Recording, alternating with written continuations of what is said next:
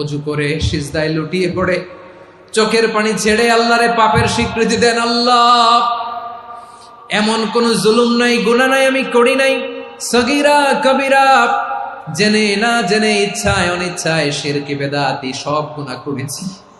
আল্লাহ, আকাশের নিচে জমিনের উপরে আমার চেয়ে বড় গুনাহগার আর কেউ নাই।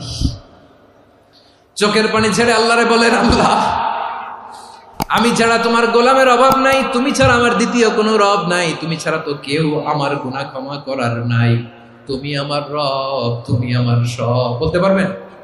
এই তাকরীর আমার পটুয়াখালীর ভাইয়া, এই স্বীকৃতিটা দেখতে আল্লাহ বড্ড ভালোবাসে, কারণ আমরা সবাই গুনাহগার। আমরা সবাই কি? বিশ্বনবী বলেন, কুল্লুকুম খাত্তাউন, বানি আদম, তোমরা সবাই পাপী। সবাই কি? সবাই পাপী। আমরা সবাই পাপী। আপন পাপের বাটখারা দিয়ে অন্যের পাপ মাপি।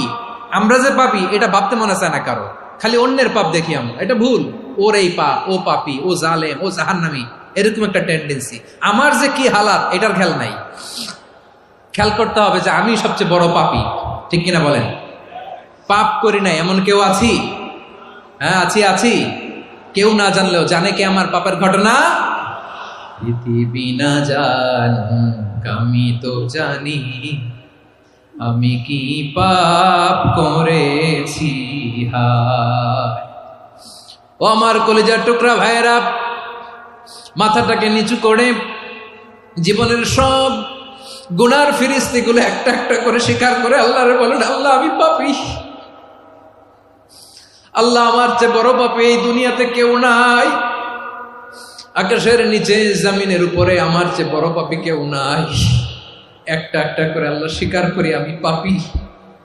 সব পাপের স্বীকৃতি দিলাম।